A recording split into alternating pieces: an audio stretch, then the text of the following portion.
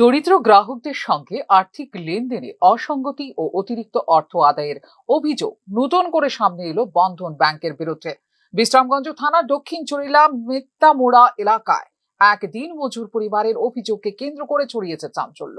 অভিযোগকারী সুদীপ সরকার ও তাঁর স্ত্রী বুলটি কর সরকার সংবাদ মাধ্যমের মুখোমুখি হয়ে উগড়ে দেন এক রাশ ক্ষোভ। সুদীপ বাবুর মা অনিতা সরকার 2024 সালে 7 নভেম্বর চরিলাম শাখা থেকে 1 লক্ষ টাকার ঋণ গ্রহণ করেন। শর্ত ছিল প্রতি সপ্তাহে 1280 টাকা করে মোট 96টি কিস্তিতে ঋণ পরিশোধ করতে হবে। পরিবারটির দাবি ইতিমধ্যে 81টি কিস্তি নিয়মিত জমা দিয়েছেন, কখনো অনলাইনে কখনো নগদে।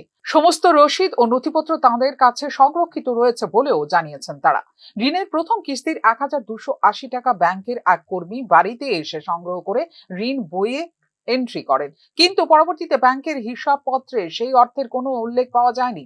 সম্প্রতি বাকি কিস্তিগুলো একসঙ্গে মিটিয়ে ঋণ শোধ করার উদ্দেশ্যে চলতি মাসের 20 তারিখে তারা চরিলাম শাখায় গেলে ব্যাংকের হিসেবে ধরা পড়ে বড় অমিল। পরিবারের দাবি, তাদের হিসেবে ঋণ পরিশোধে বাকি ছিল 19,200 টাকা, কিন্তু ব্যাংক কর্তৃপক্ষ 22,200 টাকা দাবি করে, অর্থাৎ প্রায় 3,000 টাকা বেশি। অতিরিক্ত অর্থ কেন নেওয়া হচ্ছে জানতে চাইলে হলিডে ইন্টারেস্টের কথা জানানো হয় বন্ধন ব্যাংকের তরফ থেকে। তবে এমন কোনো অতিরিক্ত সুদের বিষয়ে ঋণ গ্রহণের সময় তাদের জানানো হয়নি বলে দাবি করে পরিবার। তোমরা বন্ধন ব্যাংকে? আমার শাশুড়ির নামে একটা লোন আসলো বন্ধন ব্যাংকে। গেছে 2 বছর আগে লোনটা লইছি 1 লাখ টাকা। লইছি যে 1280 টাকা করে আমরা কিস্তি চালাইতাম। প্রত্যেকটি কিস্তি আমরা হলিডেও চালাই গেছি, কোনোটা মিস দিছি না। অনলাইনেও দিছি প্লাস ক্যাশেও আমরা দেয়া গেছি। কিন্তু আমরা শেষে 81টা কিস্তি চালাইছি। চালাই বাকি 15টা কিস্তি আছে, 96টা কিস্তি থেকে আমরা গেছি ক্লোজ করতাম। ক্লোজ করতাম গিয়ে 15টা কিস্তি 1280 টাকা করে আয় 19,200। আমরা শেষ করতে লাগছে 22,200 দেয়া। 3,000 টাকা আমরা বেশি দিছি। তারপর জিজ্ঞেস করলাম যে এই 3,000 টাকা বেশি কি এর? আমরা কইছে স্টেটমেন্ট দিব। 3 দিন ঘুরাই আমরা স্টেটমেন্ট দিছি। স্টেটমেন্টের দিয়ে আমরা প্রথম কিস্তি মিস। তারপর জিগাইলাম এই প্রথম কিস্তিটা যে মিস এটা কি তো হইলো? কইছে আমরা অ্যাকাউন্টে জমা পড়ছে। এরপর আমরা কইলো বাকি 1720 টাকা বলে হলিডে ইন্টারেস্ট। তারা যে হলিডে আসলো কিস্তি মিস আসলো, আমরা তো মিস দিছি না। কিন্তু এরপরও তারা কইতাছে এই 1720 টাকা বলে হলিডে ইন্টারেস্ট নিছে আমরা থেকে। শাশুড়ি তো বুঝে না, তাই না, অসুস্থ মানুষ, তার লেগে এবার আমরা হিসাব রেখে আমরা গেছি। যাও না কোনো কইতাছে যে 20 টাকা বলে আমরা হলিডে ইন্টারেস্ট দিছি। কি এর হলিডে ইন্টারেস্ট? আমরা হলিডে তো আমরা কিস্তি চালাই গেছি, তাহলে আমরা কি এর ইন্টারেস্ট দেব? প্রতি সপ্তাহে নিয়মিত কিস্তি দেওয়ার পরও যদি বাড়তি সুদে চাপানো হয় তাহলে সেটা কোন নিয়মে? প্রশ্ন তুলেছেন সুদীপ সরকার। প্রথম কিস্তির অর্থ ব্যাংকের হিসাবে প্রতিফলিত না হওয়ায় টাকার গন্তব্য নিয়েও সংশয় প্রকাশ করেছেন তারা। কোন ব্যাংক এটা? চরিলাম বাজারে বন্ধন ব্যাংক। প্রথম যে আমরা ইএমআইটা দিছি, প্রথম ইএমআইটা তারা অ্যাকাউন্টে জমা হয়ে গেছে না নিয়ে আসে। অথচ আমার যে গ্রুপের বই আছে, গ্রুপের বইয়ের ভিতরে তারা এন্ট্রি করে দিয়ে গেছে যে প্রথম ইএমআই এই ডেটে নিছে যে।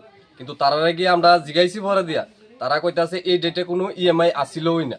অথচ তইলে তারা যদি না হই থাকে তাহলে এই ডেটে এসে ইএমআই নিল কেন লাগে? বইয়ের ভিতরে এন্ট্রি করে গেছে তো টাকা জমা করছে না। তারা কইতাছে এই টাকা বলে আমার অ্যাকাউন্টে আছে, অথচ অ্যাকাউন্টে টাকাই নেই। এই টাকা গেল কই? তারা কেউ কোনো কিছু কইতে নারাজ। এইভাবে চললাম বন্ধন ব্যাংক একের পর এক, মানে অভিযোগ বিষয়টা কি? এই ডেটে তারা যারা থেকে ইএমআই নিছে 11/7/2024 এই ডেটে যতটি মানুষের থেকে ইএমআই নিছে একটা মানুষেরও টাকা জমা করছে না। প্রতিটা মানুষের টাকা তাহলে আমার উল্টা, আমি জিগানে আমারে উল্টা কয় তোমার টাকা কি কেউ খাইয়া লাইছিনি বা আমি খাইয়া লাইছিনি, মাস্টার খাইয়া লাইছিনি, না খাইলে গেল কো? টাকাটা গেল কই? অথচ আমার প্রশ্নের কোনো উত্তরই নাই। আমি গরিব মানুষ, কাম কইরা চলি। এইভাবে যদি মানুষে আমার এইভাবে লুটটা তারা খাইতেছে সাধারণ মানুষের থেকে এই বন্ধনে। এই জায়গাটার নাম কি? এই জায়গাটার নাম মেত্তামোড়া। তোমার মার নাম কি? মার নাম অনিতা সরকার। তাই অসুস্থ মানুষ, এলিগা তাইনের বদলে দেখছো তাইনে সই দিতে পারে না, তাইনে হাত প্রচন্ড কাটা। আমার কাছে আমি কোন দিন কোন সময় কোন কিভাবে টাকা দিছি সবকিছু আমার কাছে প্রমাণ আছে। অনলাইনে প্রমাণ আছে, ক্যাশেও প্রমাণ আছে সব। তোমার নাম কি? আমার নাম বুলটিকর। এদিকে ঘটনার প্রেক্ষিতে স্থানীয় মহলে প্রশ্ন উঠেছে, যদি সত্যি গ্রাহকদের হিসাবের সঙ্গে ব্যাংকের হিসাবে এ ধরনের অসঙ্গতি থেকে থাকে তবে তা ব্যাংকের পরিষেবা ব্যবস্থার উপর তুলতে পারে বড় প্রশ্ন চিহ্ন। যদিও এই অভিযোগ প্রসঙ্গে ব্যাংক কর্তৃপক্ষের আনুষ্ঠানিক প্রতিক্রিয়া পাওয়া যায়নি এখনো। ঘটনার সুষ্ঠু তদন্ত ও প্রয়োজনীয় ব্যবস্থা গ্রহণের দাবি জানিয়েছে ক্ষতিগ্রস্ত পরিবার। ফিউরো রিপোর্ট, নিউজ নাও।